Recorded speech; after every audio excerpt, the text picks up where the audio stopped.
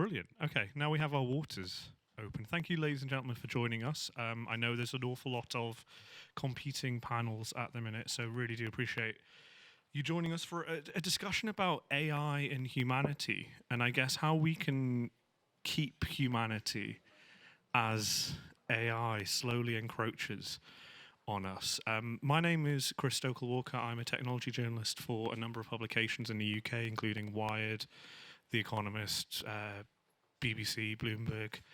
And I'm joined by some really, really interesting contributors to our panel. So immediately to my left, I have Tracy Chou, who is the founder and CEO of Block Party, which is a London-based startup working on kind of rethinking social platforms. So Tracy was an engineer at Quora and Pinterest. She's, I believe, consulted with the US government as well, trying to keep them honest, which is always very, very nice. In the middle, we have Brigette Hyacinth, who is the founder and director of the NBA Caribbean organization. So that basically is trying to give leaders around the world a bit of a conscience and provoking some critical thinking, I think. She's also the author of a number of books on leadership. So very, very interesting contributor to our debate on the human side. And then on your right, we have Oren Etzioni, who is the CEO of the Allen Institute for Artificial Intelligence in Seattle. That was set up by Paul Allen, who is the co-founder of Microsoft in 2014. And it's basically developing AI for public good. So we are already biased, I think, probably, in that we want AI to be developed sustainably and well. But perhaps the best place to start, I mean, Tracy, what is it that separates AI from humanity, do you think, in this sort of thing? When you're developing intelligent platforms and using AI, what is it that's different from just humans involved in that? Well, it's a big question to start with. One thing to clarify upfront might be what we actually mean by the term artificial intelligence or AI.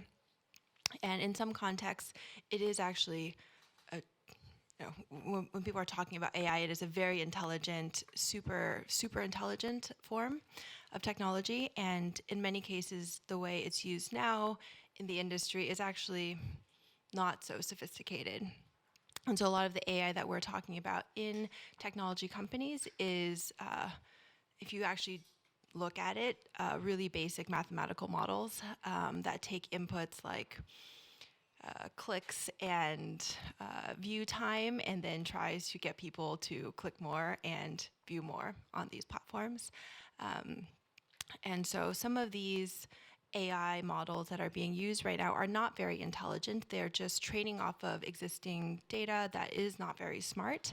And what then happens is when we try to deploy this at scale, it is much faster than having humans look at, let's say, ranking what people should look at when they're logging into Facebook or Twitter, or what moderation decisions should be. So the AI is faster, but it's not actually more intelligent. And so what then ends up happening is that we have dumber decisions being made much more quickly at global scale. And Oren, I mean, I know that you obviously are helping try and develop AI for the public good, but is that a fear amongst tech companies, is that they just want to throw AI at any problem without thinking about the long-term impact of it? Well, first of all, I really like Tracy's characterization, because people do, and it comes, I think, largely from Hollywood, people do get an overinflated notion of what AI is. It's very much the next generation of computer technology. I like to say you have to separate science from science fiction and reality from Hollywood and hype, right? We've all seen movies like Her and Terminator and so on. Great movies if you like that sort of thing, but it's not really what's happening. Now, Chris, to your question, I don't think we can paint everything with the same brush. So certainly the companies like Facebook and Google are using this algorithm to target advertising, to collect a large amount of data. They're doing that very effectively.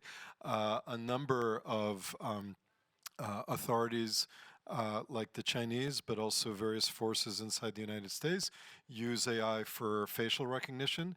And we're finding more and more that while Tracy is right that the algorithms are not particularly smart in any sense, when you have massive amounts of labeled data, millions of examples, and you have a lot of computational power, increasingly you can be accurate at least some of the time, and that leads to achievements at least in these narrow arenas. So then we get to the question, okay, what do we do with this? And I think all of us think that's a fascinating question. I've probably talked for too long already. I don't want to turn this into a soliloquy. Let me just say that my answer to that, it's not going to be one thing. Different players are going to be doing very, very different things with AI. And Bridget, I mean, you spend your life trying to make company founders think sort of critically and intelligently and nicely almost. I mean, are you waking up in cold sweats at the idea of sort of the AI dawn coming upon us here? I would say no. The reality is here, just like, electricity. And, as Oren was saying that, sometimes people focus on just the negatives, but there are a lot of positives, in the development of artificial intelligence. So, we can focus on that. What I really try to work with leaders is to bring back that human touch, that element. I was raised by my mother, single parent, and 6 children, and because of people giving back, in the community, I'm able to be where I am today. So this is why I stress to leaders a lot. Even in this, technological age, we still have to keep that human touch, that caring aspect, that ability to give back. How do you leave a legacy? It's through inspiring, it's through helping others, it's through giving back. So we still have to balance, yes, the profits and the balance sheet, but also to make a lasting impact. And when you look, when you look at how, take for example, right, if you look at sometimes on social media, when someone does a kind act, it goes immediately viral. When someone crosses an old lady in the street, it goes viral. Why? Because it's not the norm. So things like kindness and empathy and compassion and generosity, it is not the norm and it should be. And this is what is going to differentiate us from AI. That's really interesting. I should also say we do have Slido working for our panel, so if you want to ask us any questions, I have the joys of technology. It's not AI, but I have a little iPad that will feed in some of those questions. That's really fascinating, Bridget. So, I mean, Tracy, you work with these companies and try and advocate for them. I mean, do you find it difficult to convince them of what Bridget says in terms of like making sure that they do keep humanity at the core, that they are over reliant on this sort of stuff? I think these companies, these big tech companies, they do have good people who work at them and want to do good, and they are human and understand humanity in that sense. I think one of the risks right now is that a lot of the people who work at these companies belong to pretty homogenous cohorts, and despite trying to do good, often have pretty big blind spots. And that can be because many of these people are not trained in humanities thinking or thinking beyond the immediate technology they're working on. And some of it is a lack of demographic diversity, so really understanding what is meaningful to their demographics, but not understanding what the implications might be for others. And so these blind spots can end up being painful when there are examples of things like Facebook sending reminders of here, your most liked photograph in the last year, and it might be of a child that passed away, and that's very painful. It was meant to be here are happy memories from the last year, but sometimes they just miss out on what the use case might end up being. And in other cases, it can be very insidious when there are impacts that spiral out of control. So you can see like the spread of misinformation or the weaponization of social media to spread misinformation, disinformation. So despite good intentions, I think we still have a lot of blind spots that need to be addressed. And I think sometimes people who think that they're doing good but don't understand what they're missing can get very defensive and feel like, well, technology is always progress, and we're not going to stand against progress. And that leads to sometimes destructive effects on community. Like if you look at Uber or these like car services that now employ millions of drivers, but are also working very hard to get to self-driving cars so that they can actually be profitable. When they are able to make that transition, there will be many drivers who will be out of jobs, and they're not thinking about what that impact is going to be because they're very narrowly focused on, let's try to achieve self-driving cars. And that's the interesting thing, because even any AI development still requires human input. So, I mean, Oren, how does the human interface with the AI at the minute, and how sort of does that relationship work? Is it a sort of back and forth, or is it that humanity is essentially populating and creating this AI? So, great question and a complex topic. Let me just highlight a couple of points. The first one is I like to think of AI as augmented intelligence, because when we have the positive outcomes, it's when we have the tool being used by people in a good way. So one example, of course, is just the Google search engine, which most of us use, and it has a number of AI systems in it.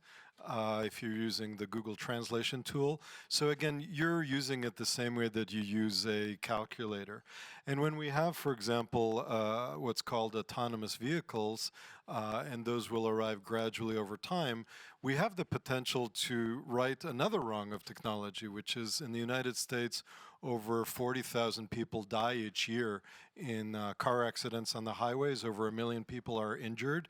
And the estimates are that as much as 80% of that could be prevented with this kind of AI technology. So again, we will have that be good. It's still going to be the case, of course, that the people tell the cars where to go, right? It's not like the cars take over and all the cars say, okay, we're going to do Brexit, we're going to leave the EU or something like that. So in all these situations, I think when the system works well is when it's augmented intelligence. Of course, there are also plenty of situations, some that Tracy alluded to, and in the criminal justice system and other ones, where that connection between people and AI isn't done right. People are overly subservient to the technology. They listen to it too much, and then it works quite badly. So I like to advocate that we think of AI as augmented intelligence, and we think about how to use it to build a better society. And do you think that it can be used, therefore, Brigette, to AI to build a better leadership model as well? Can AI be used to help decision makers be a bit more human, perversely? It can help decision makers, definitely, but it depends on, if you look at today, what is happening with the masses in terms of information and manipulation of data and things like that. So it depends upon accountability, transparency, and having the right purpose. What do I want to do? What do I want to achieve? And it's things like that. And I mean, and we also, I mean, you touched a bit, Tracy, on the labour market aspect. We do have a question from me and on Slido, which is, do we need to think more carefully before sort of running headlong into adopting AI of the potential impact on, employment and society and things like that? Do we need a sort of overarching AI strategy? And if so, what would that look like, do you think? Again, another big question, sorry. 25 words or less. Yeah. Don't worry, we have until 5:15. We can talk as long as we want. Ideally, we would have an AI strategy that considers what the implications might be, but I think very realistically, the technology development is just running so quickly ahead of where we can be in terms of even like discussion, but definitely very far ahead of regulation and policy.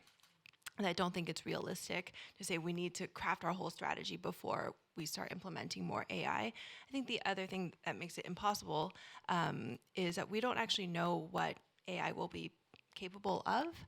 Even, I think, 7 or 8 years ago, the deep learning was not yet working.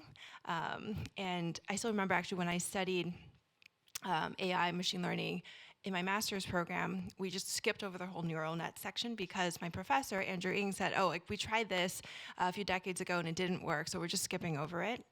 We're just not going to cover it. And then in 2012, they actually did manage to make neural nets work, and now that's the whole craze around deep learning, and it's really propelled computer vision to new levels. And some of that was because of the increase in compute power and data. And so things that we thought even 10 years ago are not going to work actually have completely transformed AI now.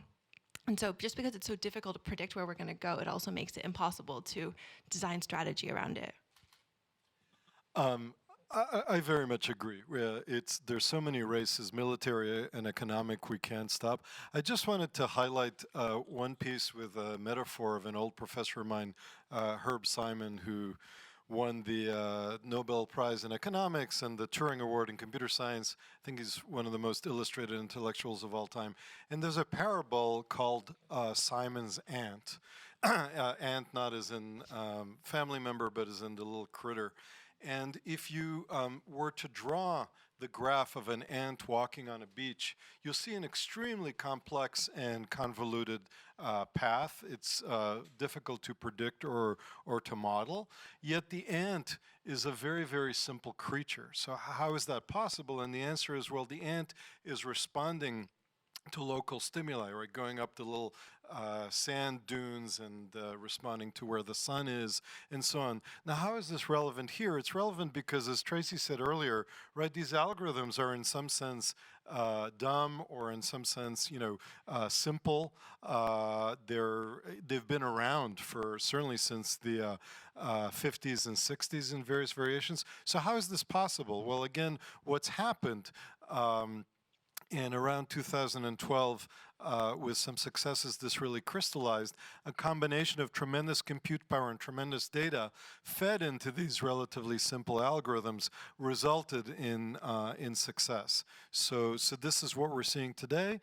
And at the same time, I just want to reiterate, these are narrow successes, right? We still don't have an AI system that's nearly as capable as my 8-year-old boy, for example, or really any child 5 or 6 years old is still a lot more sophisticated as a generalist compared to any AI system. Yeah, go ahead. I think that companies should be reskilling and upskilling workers. But, right now, there's no massive, strategy with this. When change happens, it's difficult for people. Nobody likes change. So right now, employers should be preparing employees for change. Your job is not permanent. Change is coming. And when that change comes, go about it in a human way. For example, John comes to work after 18 years working in a company, and they told him he no longer has a job. Security escorts him out the building. What could they have done differently? Could they have been more humane in the process? We can't understand what you're going through, but we are here to help. We can offer counseling. We can help you with resume writing, interviewing. Do you need a recommendation? What can we do to help? This is happening. We cannot change because job disruption is going to happen. But how do we handle it to prepare people for it? And it doesn't take much, to be human. It's not like a hard thing. It's the simple things that we do that counts the most. The kind word, the thoughtful gesture that impacts people and will remain with them. So how do we keep that in cold, hard computer logic then? How do we make sure we don't lose that moral grounding? Well, one idea that I wrote a little while ago in Wired magazine, if you want to look it up, was specifically related to the labor markets and these ideas. And I pointed out that the place that computers and AI systems will get to last in some sense is human empathy, very much the sort of thing you were saying, Brigette. And so if we were willing to invest in a society more resources in delivering food to the elderly and in care for autistic children and just care for the weakest members in society, we could actually employ people people who are displaced by the rapid changes in the technology in that capacity. And it's actually the weakest members of society, right? People who, say, didn't finish high school, didn't finish college, may struggle with, upscaling programs. People talked about, coal miners to data miners, right? But that's not realistic. How many of our coal miners are going to become data miners? But perhaps they can be there to care for members of society. And this is not a simple thing, but if we could do that, I think that would be a powerful transition. And Tracy, I think you worked with the Bureau of Labor Statistics in the US at some point. Did you? I didn't work with them, but I have looked at the data they've collected. Okay, yes. Well, so, but more generally, in terms of, I guess, preparing us for these changes, what can we do to kind of, as Oren says, to get people prepared for a world where AI and humans really do coexist? This is an area where I don't have any answers. I do have some questions. And one big space of questions is around capitalism and what we value. And so this question around upskilling workers that are going to be displaced, I'm not sure who has that responsibility. Ideally, we are all human and humane and want to take care of each other, but in a capitalist society where the overarching motive is the profit motive, it doesn't necessarily make sense for corporations to be upskilling people. It just makes sense profit-wise to switch over to the robots when they're available. And there are a lot of jobs that rely more on empathy and humanity, but these are ones that our society right now does not value very much. If you look at how much caretakers are paid, it's pretty much the bottom. So this is maybe not so much capitalism as it is potentially misogyny, since a lot of these jobs are coded as more feminine, and jobs that are more feminine are usually valued less. And there's a lot of research on this over many different industries, like when more men move into a field and it becomes viewed as more masculine and lucrative, the women get pushed out. So there's a lot of things swirling around this. I don't actually have any good answers. I do think we should be looking at these jobs that will be difficult for machines to do and figure out how to support people in those jobs. Yes, I agree with you there. But also governments, institutions, but also it comes back to the individual. You can't wait and say, well, it depends upon them. This is your life. So I tell individuals, take charge. Keep abreast of the information, what is going on. There are free courses you can learn online that Microsoft and these companies at least have some basic knowledge. Look at your skills. What skills cannot be easily automated in this digital age?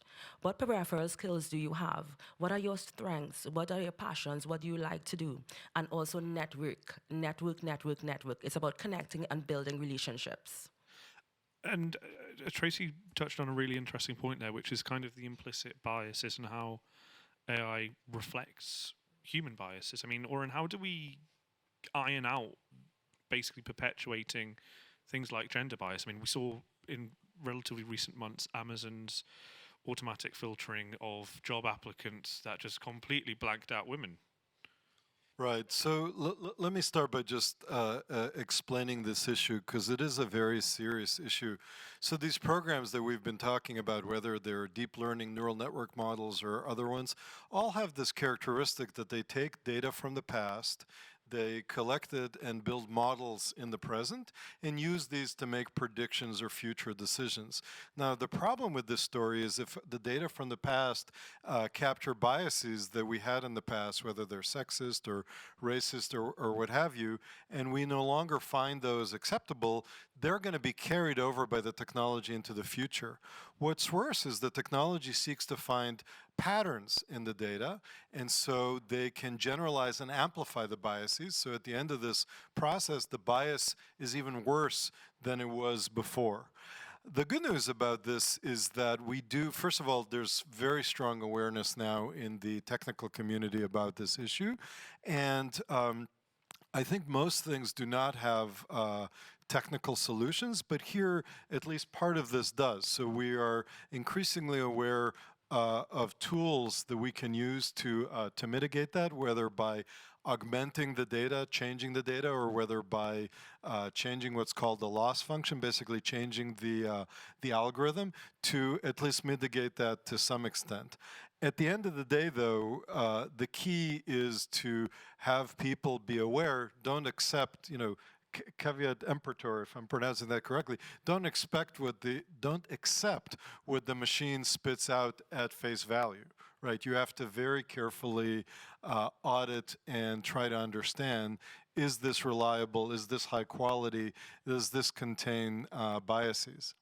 I mean, has the AI revolution actually oddly highlighted some of the wider issues in society, do you think, Tracy? Like when it's in black and white that robots that are designed to mimic human behavior perpetuate biases, do we then sort of have more of a stark view on this? Yeah, I do think it is easier to quantify some of that now, and you can actually test out an algorithm by putting an image in front of it and asking it to classify it. So it's a little bit easier to test. But yeah, I would also say like there's been bias for a long time, and people have talked about it for a long time. So it's not as if we didn't know that these things existed. I do think there's a general shift in conversation very broadly. It's not necessarily specifically just from AI highlighting some of these issues now.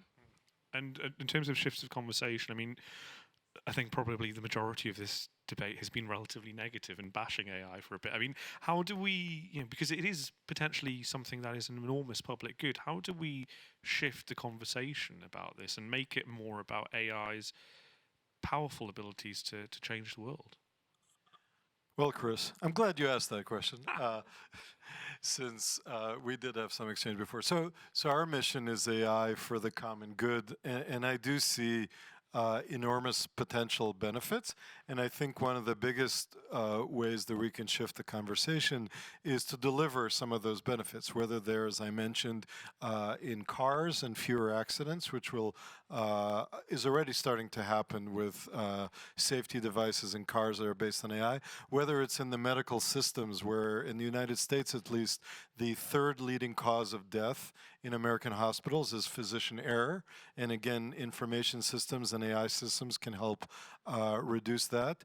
At the Allen Institute for Artificial Intelligence, we're building search engines free search engines for scientists and researchers that hopefully make them more efficient in doing their science, and that will hopefully help us whether we're trying to deal with climate change or superbugs or whatever the intellectual and technical challenges of the day. So I think as we deliver these high quality, beneficial applications, will make a difference.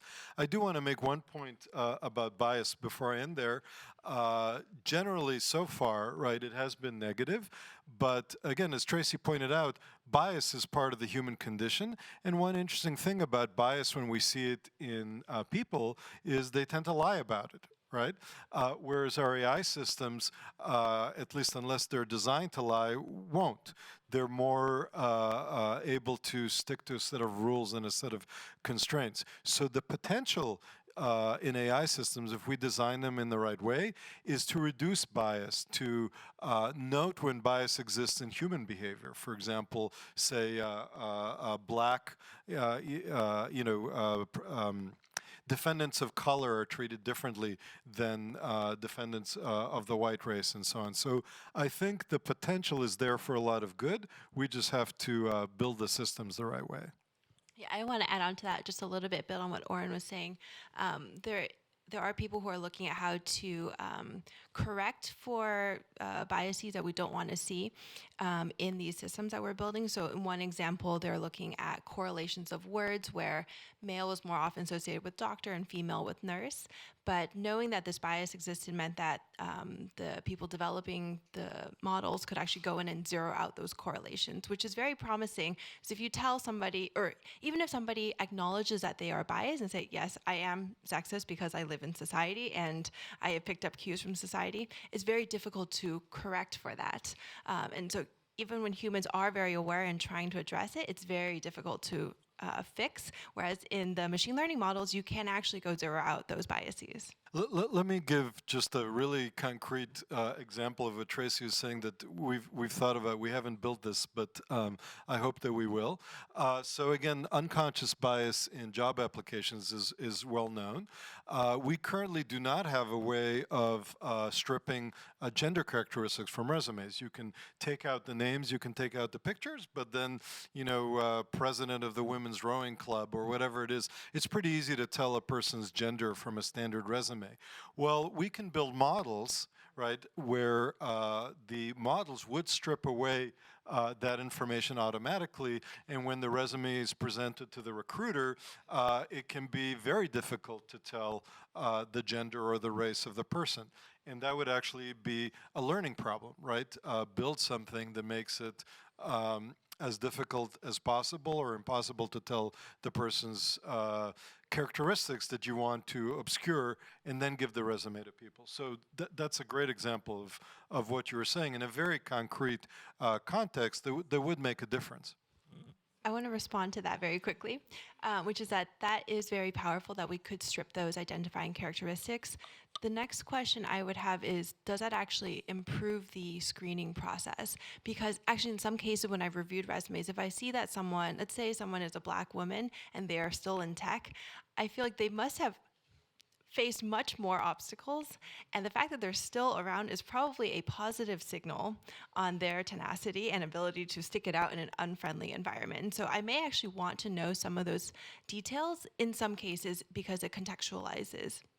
And the prestige of university, like there's bias in who has access to certain universities or can afford to pay for them. And so if somebody has stuck it out through a state college and managed to still become very successful, that sort of distance traveled metric is very powerful. And so even if we could remove all the information, I'm not sure that I always would. But there are actually still interesting ways of doing kind of a candidate screening that could address some of these issues in a different way. So I know some people who are working on predictors of job performance that are based on more psychometric fingerprint type of details. So if you play a game, you can start to assess different characteristics of how somebody approaches problem solving, and that can be very independent of gender, race, or a lot of these other superficial characteristics, but can be correlated to success metrics in a specific workplace.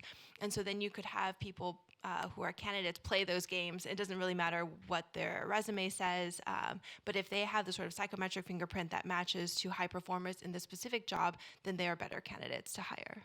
I presume, Bridget, as someone trying to improve the quality of our leadership, that gets you very excited. It does, hopefully. Does it? Yes. The use of AI, brill, good. We are in our last sort of 10 minutes or so I just wanted to see if anybody from our audience had any questions. Oh, we do. Brilliant. Fantastic. We got 3. There you go. Yes, we'll start with that gentleman there. Thank you. My name is Loringhofen. I work at NATO, and I have a question that goes in a completely different direction. Mike is not on.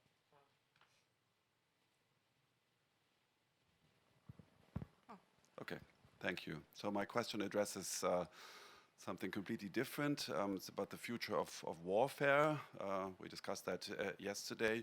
So essentially, AI will be a very important component of future warfare, especially when you think about a possible conflict with a dictatorship, authoritarian regime. How much human decision making or power do you think will be left in the future on the military level or even the political level? Is there any hope? Well, this is something that I've written about, and of course, I don't have a crystal ball, but I'd like to make a conceptual distinction that I do think is important here, and that's the distinction between intelligence and autonomy. And we're used to people who, of course, are both, and so it's easy to conflate those.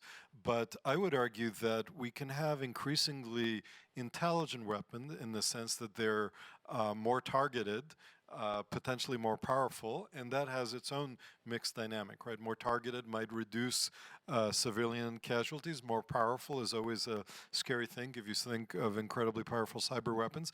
But I do think that's somewhat inevitable simply because of the dynamics of the arms race. But the autonomy question, which is the second part of what you raised, is a completely separate thing. So as we have increasingly intelligent weapons, we can retain the control of these weapons in the hands of humans. And I personally, even though humans have their own weaknesses, certainly feel more comfortable that way, that people are still the ones making the decisions. So I just want to draw that distinction and at least argue that it's possible to separate those two dimensions. Speed is an important issue. Yes, so just as an example, in a defensive context, right, Israel has deployed weapons to defend against, the indiscriminate shelling of civilian population centers by Palestinians and others. And in that context, right, there is no human in the loop. It's a purely defensive measure. In other situations, you do lose some speed, but on the other hand, you can gain in accuracy, right? So it is a choice, but I think we can draw the line there. We'll leave some speed, but we will still have the authority for taking human life rest with a person. I think we have one question at the back there as well. Yeah. So what do you tell people, when they look at systems, the current crop of systems in the current wave, they produce systems which are basically totally opaque, right? So you have no way to look inside the current type of systems, not like in the old days we had rule-based systems you could look inside. That was fine. So these systems are totally unexplainable. They're totally opaque. And there's actually no really convincing way to do verification, validation, test, and evaluation of a system when you can't actually ever look inside. You can make a guess, but that's about it. So what do you tell people when they say, okay, if I'm going to put it in a critical situation, what about that?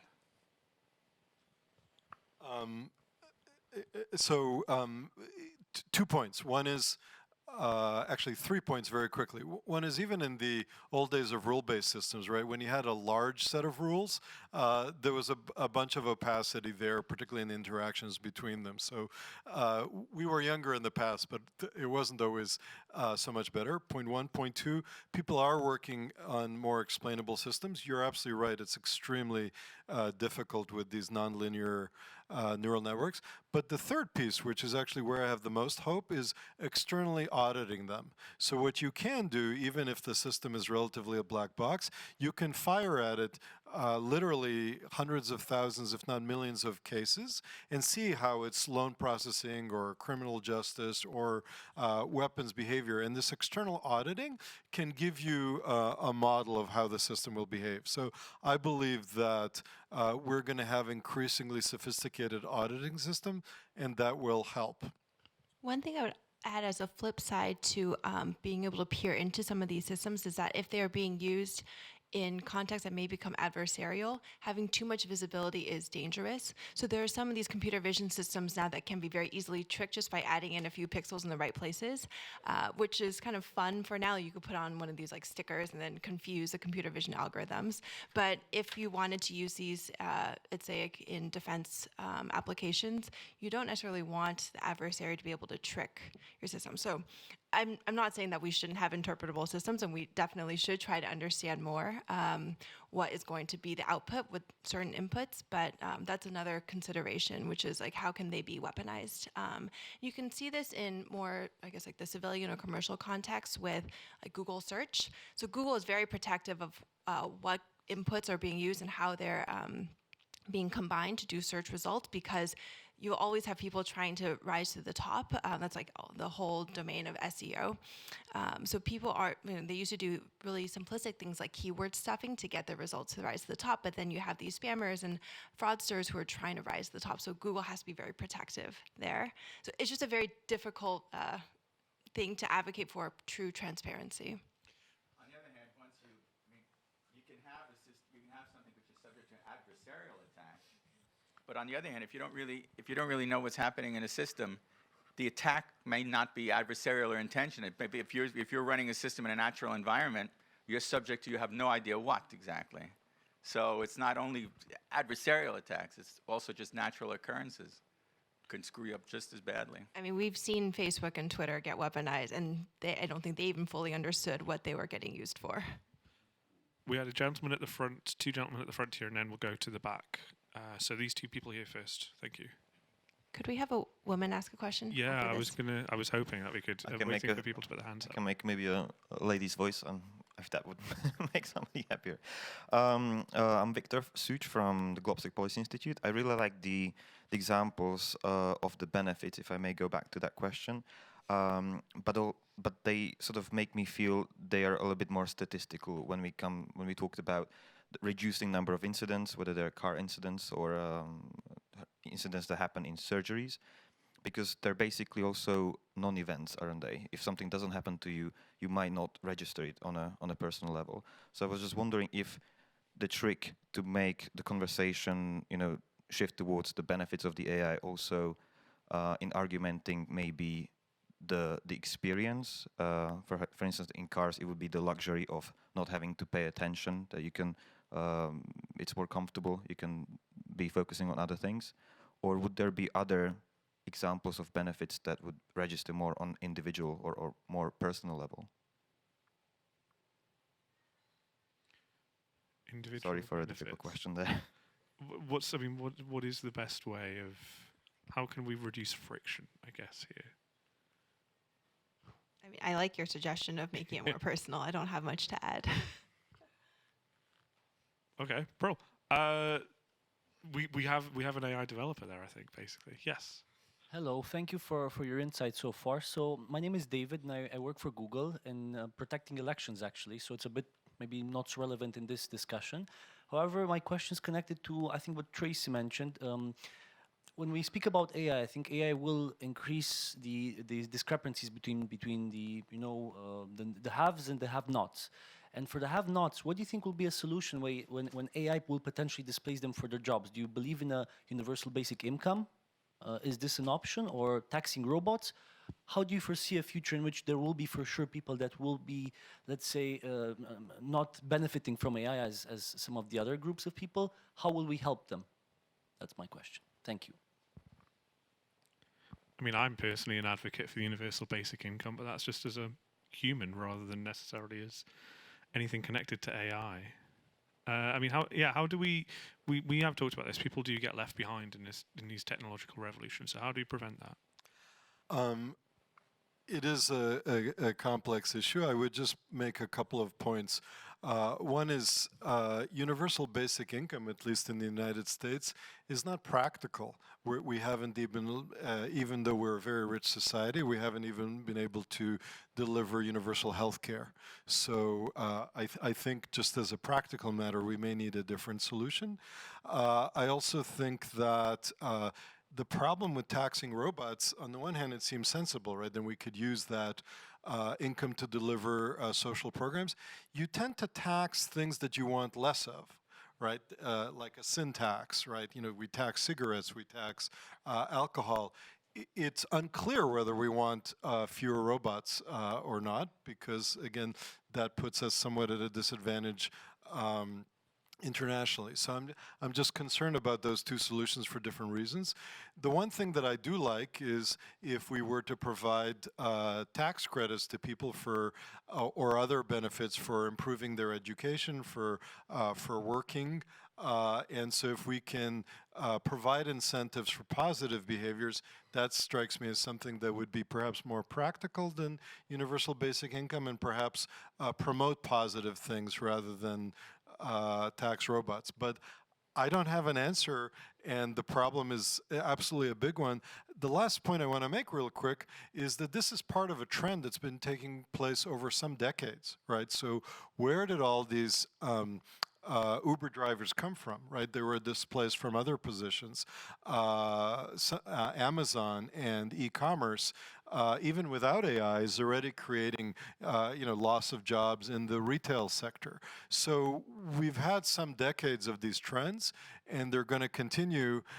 We need to do something about it that's broader than just dealing with AI. It's really about digitization and automation. Great. We have a question at the back.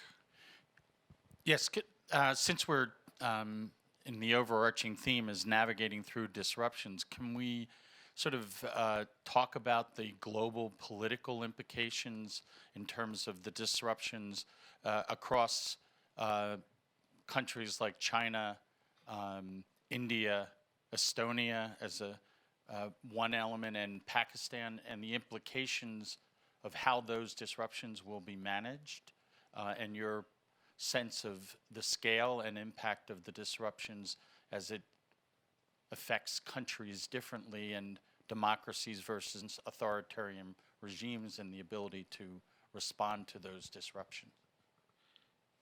So this is the AI arms race, I guess, right? Who's going to win out of this? China? Oh, okay. The question is, there are clearly going to be disruptions that may affect more populous countries than, say, Estonia versus India and China. And so if you have a lot of people and they're out of work because of the disruptions of technology, there are greater political and social implications. May or may not be true. So the question is anyone thinking about that? How do you manage it? And those disruptions, as Tracy said, policy is not going to be ahead of it, it's going to be behind it. So the disruptions and dislocations are going to be here, and the implications are going to be here, and are going to be not evenly felt across countries. What are you guys thinking about that? Again, very sweeping question and a good one. Let me offer a partial answer, just in the hopes of giving my co-panelists a chance to think. I don't know that anybody has an adequate answer, but 2 points. Something that's working well, and I hope we continue to preserve it, is the open dissemination of information across universities, open source, archive, and so on. So even as tensions between the US and China and other tensions are inflamed, so far there has not been an attempt to curtail the exchange of information in academic forums. And I hope that continues, and that of course gives smaller players equal access to the sort of, the papers, the open source code, the open source data, etc. So I think that's a good thing. Something that I think is a huge negative, both because of lack of cross-fertilization and also simply weakens the United States. I do think we have increasingly adversarial relationship with China, is the restraints on immigration. We have fewer and fewer people applying to our undergrad programs, to our graduate programs from outside of the United States. We have fewer people being allowed to stay due to a variety of measures that the Trump administration has taken. And the result of that is a real negative for artificial intelligence in the United States. And that's something I hope that we reverse. Put in plain terms, we need more visas for people to study AI and to be part of the AI ecosystem in the United States. We need more visas rather than less. I was a little bit hesitant to answer because I don't feel like I'm a good enough student of geopolitics and society to give a good answer, but I'll also offer some thoughts on where technology and AI are potentially going to cause disruption in bad ways. So with technology independent of AI, if we're looking at some of the big companies like Google, Facebook, Uber, they're starting to provide services across the world, but all of the wealth concentration, all that power concentration is still primarily in those companies in Silicon Valley or in the United States. So they control the algorithms that determine who sees what, who can connect with whom. The economics, so for Uber, the economics of providing the service across the world have primarily concentrated in San Francisco.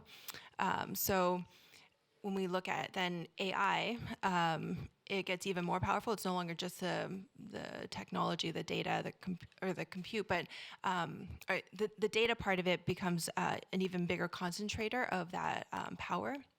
And we're seeing it primarily in the US and in China, and there are not any other very compelling players. So now we have a little bit of this arms race between the US and China. As Oren mentioned, the US is doing some really dumb things around immigration that it's going to hurt it. At a very high level, right now, China is getting much better at execution on AI. The US is still very good at R&D, but potentially is going to lose out going forward. So then if we end up in a world where China holds most of the power around AI and these technology products are used around the world, they can then control the technology that's used by all these other countries. So now we're not even just looking at disruptions within individual countries, but at a global scale, we have a change of power where China may be even more influential. It's already been very influential in terms of like the trade and economics. But if it can control all the technology as well, then other countries around the world may just have to be beholden to what China wants to do. Then we also have the issues like within each country, if they're not able to control their own destiny with technology, what happens? I don't have real answers around what we do about growing income inequality or wealth inequality. But I think the questions we were grappling with earlier around like how do we reskill people or put them into positions where they can still live in the absence of the jobs that they had previously, like we still need to figure out all of those questions. And speaking of questions, we are basically out of time. We started a little late, so we'll end a little late. One very, very, very brief answer from each of you. What is the development that you're most excited for, the use case of AI in the future? So we'll start with Oren, we'll go down the line. Autonomous vehicles, because they have the potential to save just so many lives. Bridget?